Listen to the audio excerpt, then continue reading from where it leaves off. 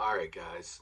So I'm well aware that this is a film breakdown YouTube channel. We're going to get back to the film. We're going to get back to that. I'm starting to turn this into a talk show a little bit, and I don't mean to do that. I'm going to have one more video like this right now just to get some stuff off my chest because as a very passionate fan of this game, this great game of football, I've studied it even before it was American football. I studied all the stuff that went on in the 1700s, 1800s. I love this game, and I love the progression and the evolvement. And I'm going to talk about this one day. And I might end up doing a talk show on another YouTube channel. I might end up, starting up powerspread.com to go along with powerspread.net. Don't know what I'm going to do with podcasts. These are all the things I'm going to have to reassess and reset with in the off season. This is a film breakdown YouTube, and I'm going to get back to that now very soon. But the crap that I saw yesterday in the Notre Dame, who else? Georgia, whoever. I have to speak up. I have to say something, and I have no other channel at the moment, so I'm doing it here. It feels like, and it's been happening for a while, and it's all about money. And money. I mean, this game went, there was a reason Bobby Jones wouldn't take money, the great golfer, wouldn't take money for his game because he loved the game. Walter Hagen thought he was nuts. But Walter Hagen would also show up after a big night of drinking and play a professional golf tournament. But whatever. So, I agree with Bobby Jones. I mean, there's no doubt that money hurts the integrity of almost anything when it becomes just about money. The reason we didn't have any national championship for so long, when it was so needed, was money. Now, someone stood to lose a lot of money and power if that were to happen. Okay, a bunch of people. I'm not going to get into these details, and that's not what this isn't what this is about here. I'm just saying. The reason it took a long time to get a playoff system, money. The reason there is now a 12-team playoff system, money. It's all about money. And people argue right now and fight all the time, okay, about everything. But I can't imagine you trying to fight me on the fact that this world and this country especially isn't run by money, okay? And I'm not asking your opinion on whether you think that's a great thing or not. I don't, that's not the point. I'm just asking the question. The real question is, what's happened to the integrity of this game? I know in the NFL we have a lot of crap playoff games and crap teams that shouldn't be in the playoffs, right? Money, okay? Makes a lot of money. Fans love it, okay? Media loves it. Social media loves it. We have more stuff being spewed out into our internet right now than ever before. It's been hard for me to even add to that. I have a lot I've wanted to say for a long time, and I hold back because I'm like, God, I don't want to be one more person spewing out all this crap. But I don't spew out crap. I say it like it is. I say it how I see it. I have no problem someone disagreeing with me with an honest opinion, like even my film breakdowns. If you see it differently, argue with me, But I don't care if you're a 10-year-old kid who somehow has a good eye for film and wants to argue with me, or you're Nick Saban, whoever it is. I don't care. Just, I'm cool. And I know who I'm talking to, of course. I know what Nick Saban's done a lot, and I've learned from him by just studying his stuff, not from him directly. Anyways, I'm just going to bring up one series. I mean, there was so much.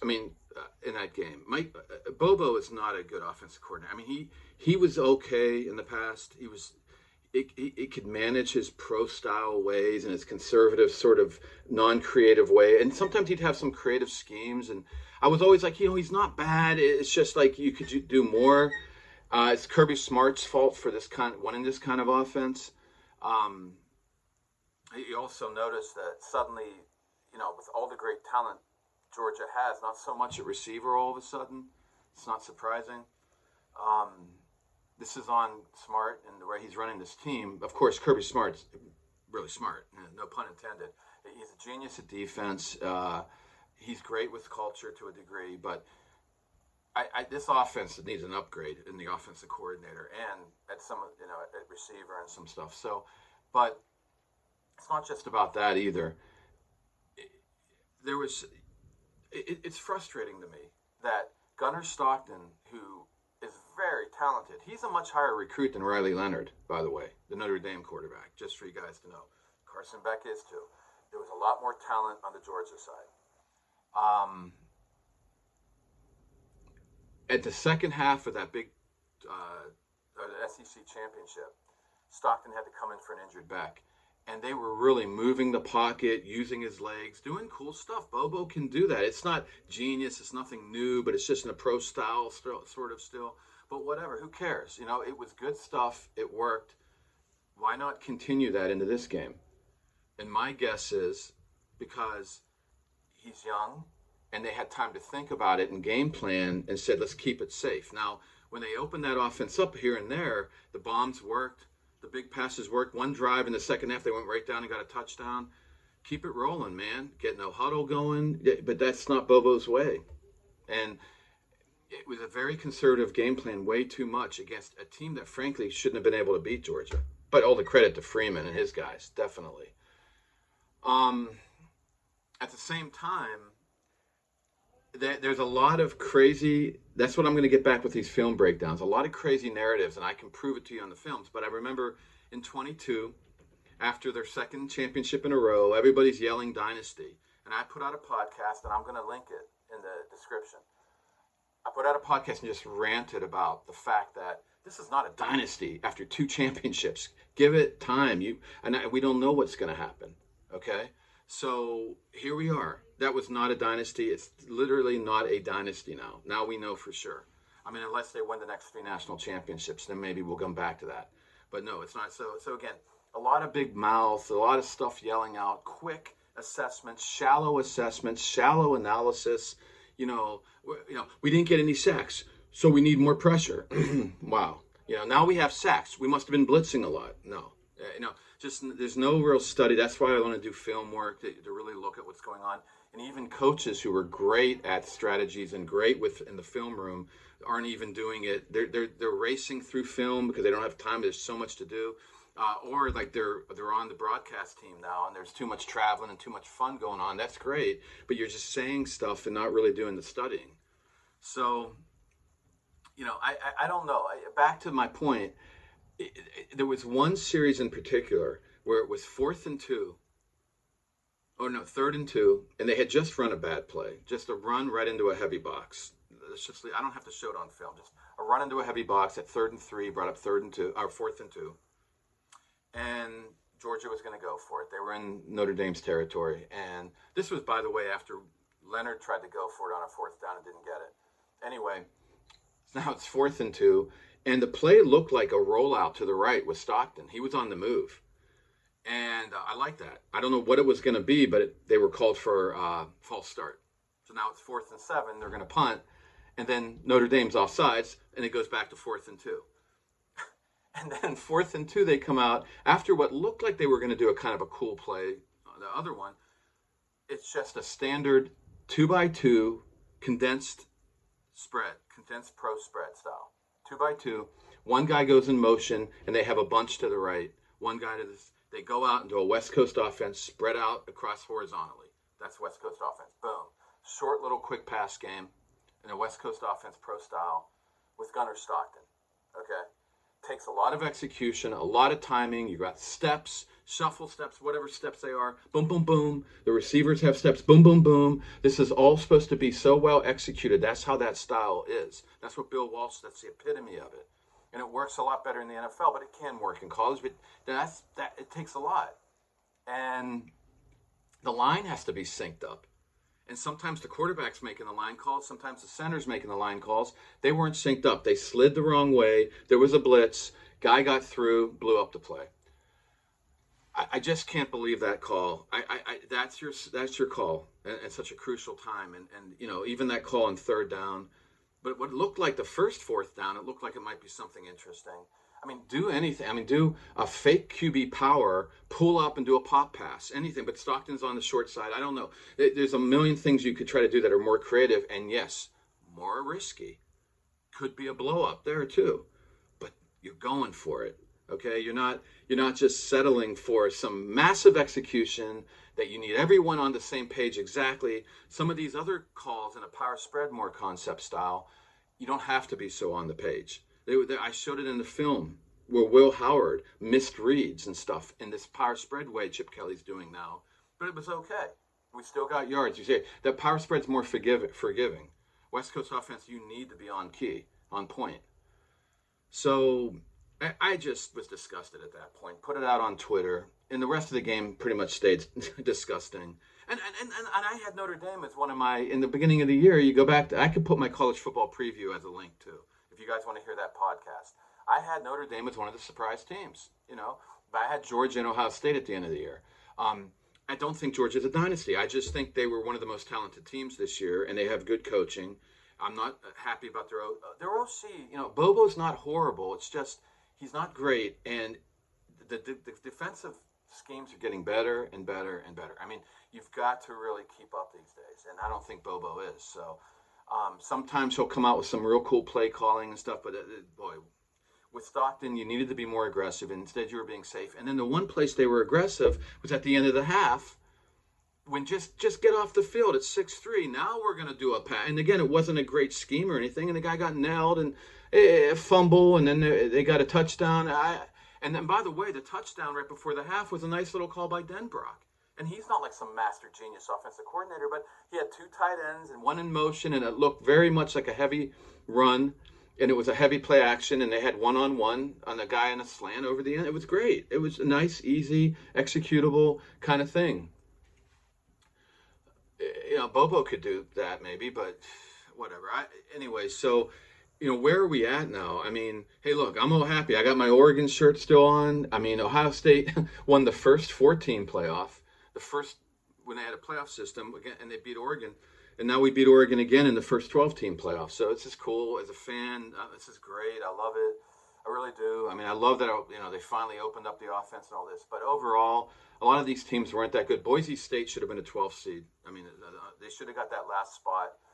SMU, I'm sorry, guys, and I love SMU. I love Lashley, what he's done there. I've been following them now. I've always followed Lashley anyway.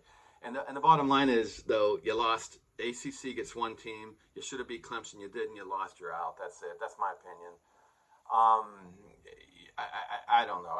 It doesn't matter. I mean, there was just a lot of shoddy football all around. I'm not going to say Bama really deserved it. They played terribly. In the bowl game, they didn't show up and all this. So, I mean, there was some real bad games from them, and it wasn't scheme. It wasn't schematic.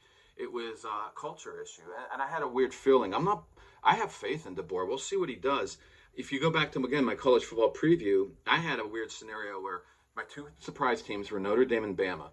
My top teams were Georgia, Ohio State with Texas third. And those were kind of I thought Oregon was a top 5 team, but this wasn't their year. And that's all that I said at the beginning of the year. And the rest of the teams would just blow me away if they got to the championship, and I didn't think so. So here we are. So if Notre Dame makes it in either Ohio State or Texas, that doesn't surprise me. It ends up being pretty normal. Penn State, yes. I had Penn State as one of the first teams out in the playoffs, along with Tennessee. But I wasn't sure, because I had USC and LSU there, so obviously we know how that went. So, and again, I could rant and rave about all that stuff too, and Penn State's schedule, and now their playoff schedule, it's just blowing me away. And now they get Notre Dame, who isn't really that much. I've got the same talent as Penn State. It's not a huge discrepancy. Georgia had more talent than Penn State. Texas had more talent, and Ohio State. Those were better teams by far. Notre Dame, it's not that different. So Penn State got lucky again. They got the best team they could have played in the semifinals. But I'm definitely rooting for Notre Dame. And if Penn State ends up in the championship, I mean, Notre Dame might get killed, but I would think Penn State would get, unless Texas, like they've been doing, was winning by a lot and let them back in. And they've been doing that. So those games weren't that good for me. I have to watch the Arizona State game. Maybe I'll change my tune. I watched the Clemson game. It wasn't a great game. None of these games have been good.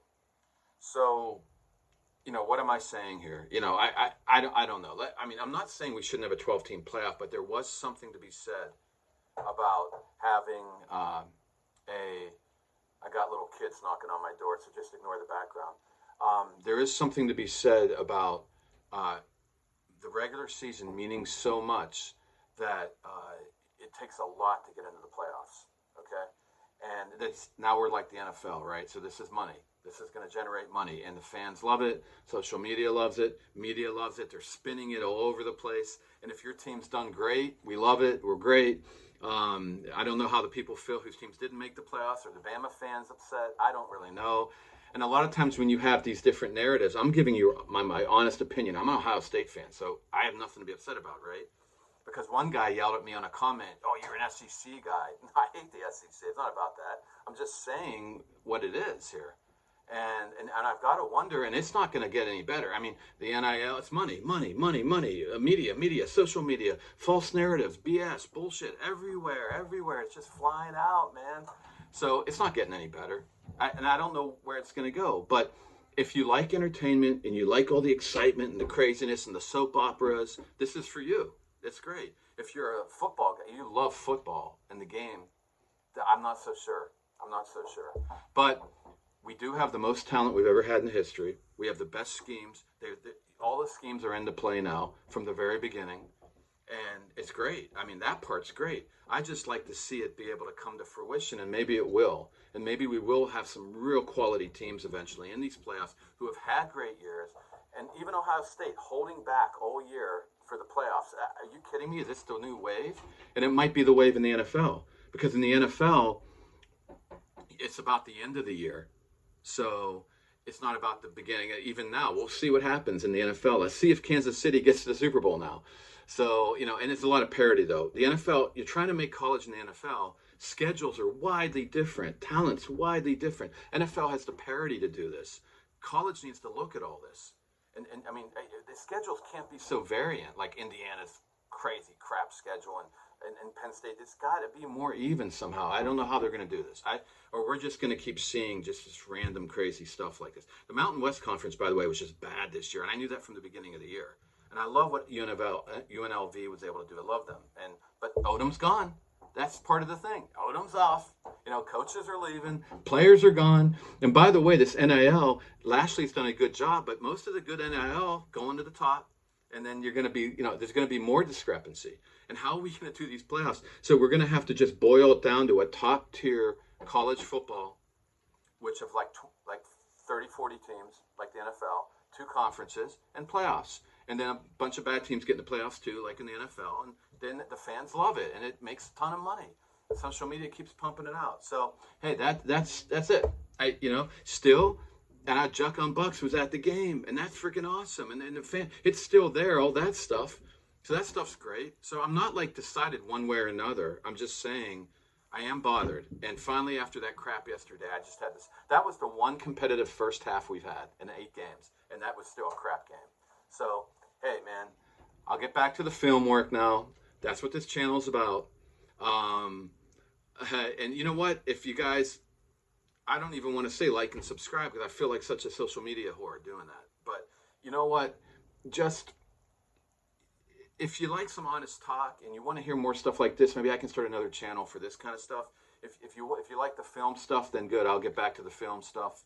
And then, if anybody has any opinions about what I should be, what you would like to see from me or anything like that, because I got all kinds of ways I can do this. And I can do it with the writing on the websites. I can do it with the talking on the podcast or the videos. So let's move forward. I'm a positive guy. Doesn't sound like it right now. I have faith in all this. We'll see what happens. I love this game.